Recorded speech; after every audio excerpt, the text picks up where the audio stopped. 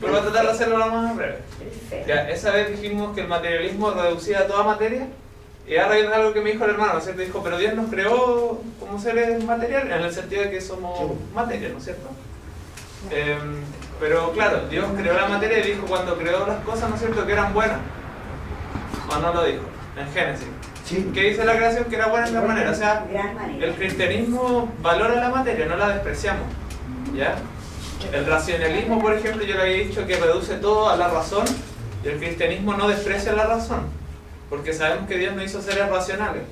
Y mediante la razón comprendemos el mundo. Y el empirismo, que dice que los sentidos, reduce todos los sentidos, tampoco lo desecha el cristianismo, sino que afirma los sentidos y es el medio por el cual nosotros captamos al mundo. ¿Ok? Pero una cosa diferente, ¿no es cierto?, es creer en la materia y el materialismo. O sea, hay un salto tremendo ahí, ¿se entiende? Entonces nosotros afirmamos la materia, los sentidos y todo eso. El cristianismo en ese sentido no tiene problema. Lo que vamos a ver hoy día son los filósofos sofistas. ¿Ya? Esto en realidad también van a hallarle sentido porque es algo que se ve hoy en día. ¿Ya? La actitud de estos filósofos se ve hoy en día. Para eso hay que entender, nosotros ya hablamos de los filósofos presocráticos, ahora vamos a pasar a la etapa clásica y aquí vienen los que nos importan, que serían Sócrates, Platón y Aristóteles después. ¿Ya? Ellos son, estos filósofos dan la base a estos otros filósofos, ¿ok? Bien, hay que entender algo también. La filosofía antes de estos filósofos o de estos pensadores sofistas estaba centrada en lugares como Turquía, ¿no es cierto?, Éfeso, Mileto, en Italia, por ejemplo, en Crotona. Pero después, avanzando el tiempo, una serie de cambios políticos, las guerras que hubieron en Grecia, etc., centraron su atención en Atenas. Y Atenas se volvió en ese momento entonces el centro cultural de la antigüedad. Y de hecho, cuando aparecen estos hombres, los sofistas, Atenas estaba en el siglo de oro, es decir, era su mejor momento cultural.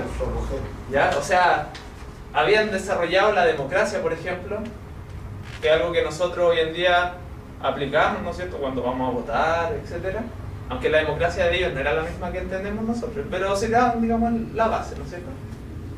Entonces se centró la atención acá y ya el problema no era saber qué era lo que conformaba o dio lugar a todas las cosas que existían, es decir, los problemas metafísicos, sino que ellos decían, bien, como no unificamos criterios ahí y cada uno propone que algo originó todo, ¿no es cierto?, en realidad es difícil saber o unificar criterios, así que cambiemos el tema y se dedicaron ahora a asuntos éticos y sociales. Y ese es el enfoque de los sofistas cuando aparecen. ¿Ok? Entonces en Atenas, con esto de la democracia, de las libertades y la ley, empiezan a surgir nuevos problemas, en particular con el tema de las leyes, porque la democracia requería leyes. ¿Ya? Los presocráticos decían que había una ley divina, digamos, superior a la ley humana, que es la escrita y que nosotros dejamos, ¿no es cierto?, con registro. Entonces, ¿qué pasó? Que la democracia exigía ya no prestarle tanta atención a una ley divina, sino que a las leyes humanas, porque en el fondo son ellas las que controlaban este aspecto de la política, la democracia. Entonces, su atención se centró mucho en ese lado. Ahora, los sofistas tenían una característica. Ellos eran viajeros y eran personas muy cultas y conocedoras, pero su cultura, digamos, y su conocimiento venía desde, a propósito de su vida. Es decir, no sé si ustedes cuando se han encontrado con alguien que viaja, esa persona le llega comentando, oye, ¿sabéis que acá hacen las cosas de tal manera y piensan de tal forma? Y como que la persona expande un poco su horizonte, ¿no es cierto? Porque nosotros acá estamos acostumbrados a hacer o actuar de una forma, pero claro, cuando vamos afuera y chocamos con otra cultura, es diferente. Un ejemplo, nosotros con los orientales, ¿no es cierto?, digamos el occidente con el oriente, o Chile con los chinos, por ejemplo, por decirlo de alguna forma fácil, es muy drástico el cambio. ¿Sí? Entonces estos hombres adquirían sabiduría, por decirlo de alguna forma, y es que sofistas también en el fondo eso significa personas sabias. ¿Ya? Tenían entonces esta cultura y su conocimiento a partir de los viajes, entonces tenían una mente mucho más amplia.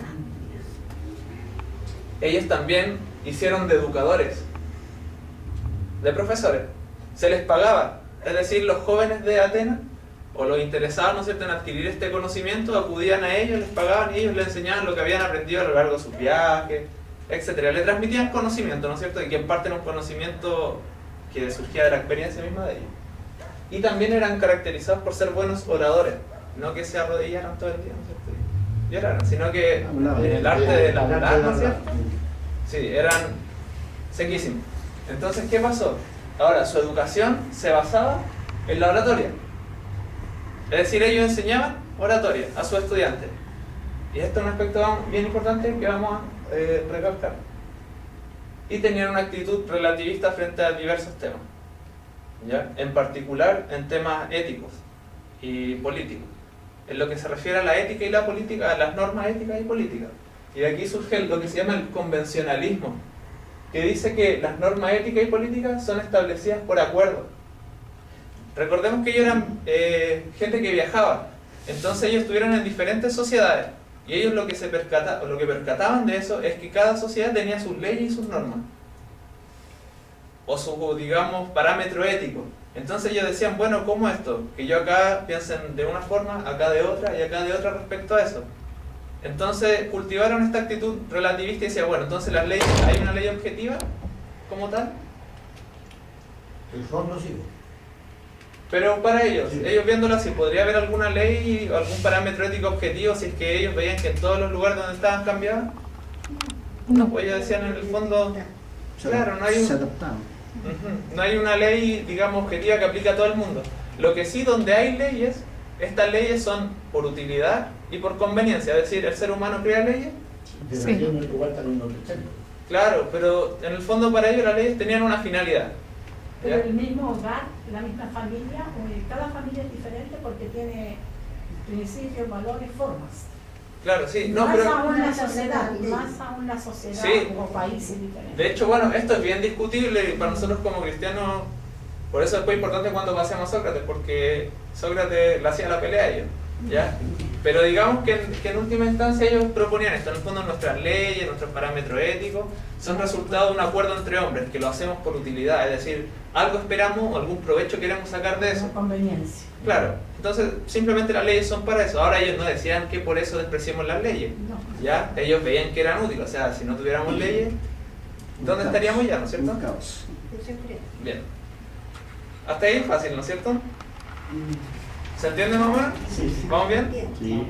Entonces, lo importante es que los sofistas eran de actitud relativista, eran viajeros muy cultos y conocedores a partir de su experiencia, y ellos transmitían esto porque eran educadores y se encargaban en particular de la oratoria, ¿ya?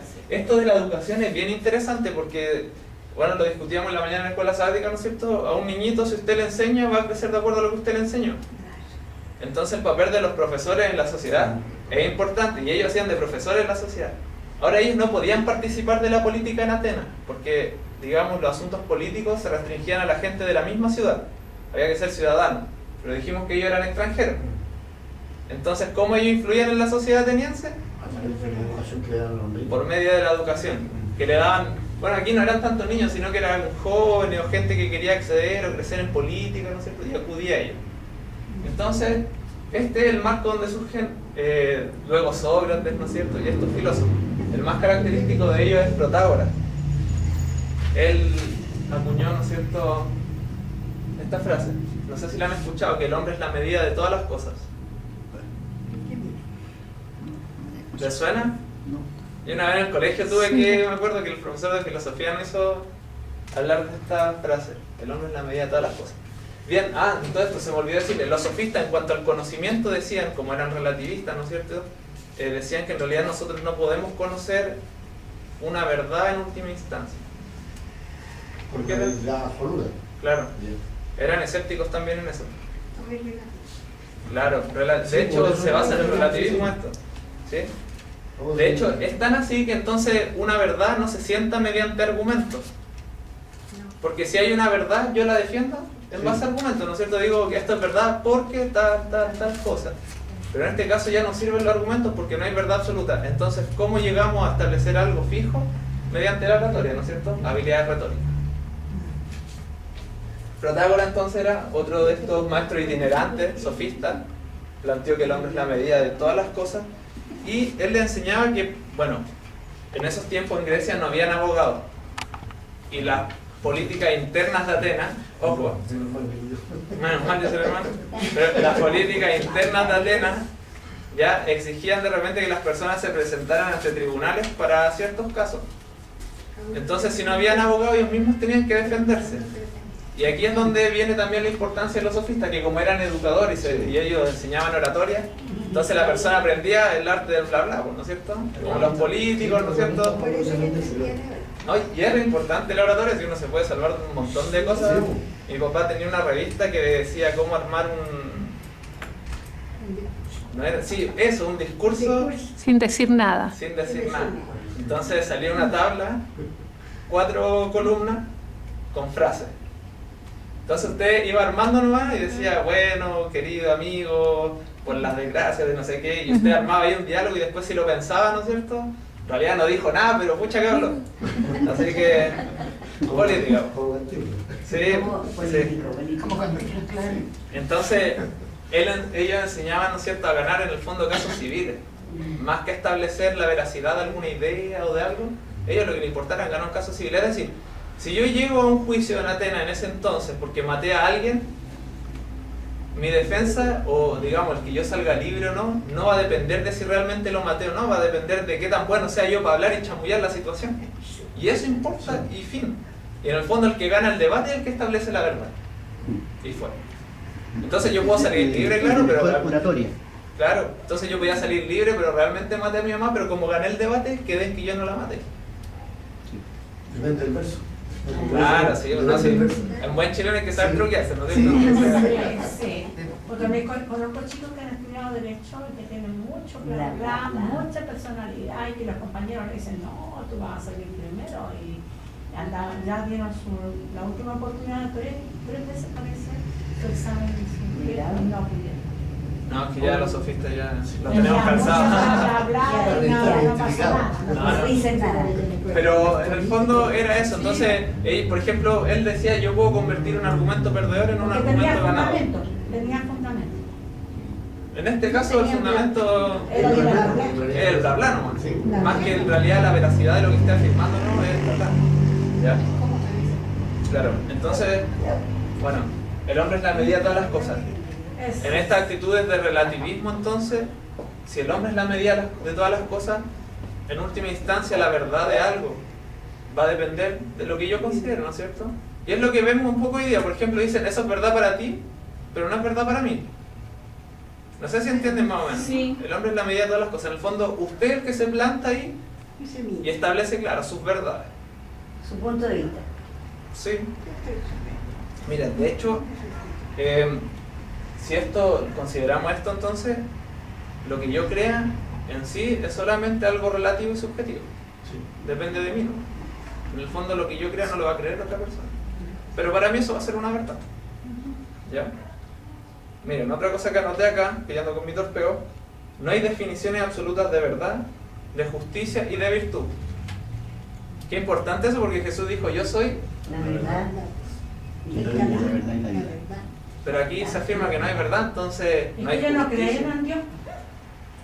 Los filósofos, la filosofía, Eso es bien discutible, ¿no? Y lo vamos a ir viendo en la medida que avancemos. Pero en este punto, claro, eran paganos, o sea... paganos, eso. Sí, pero incluso esto le afecta...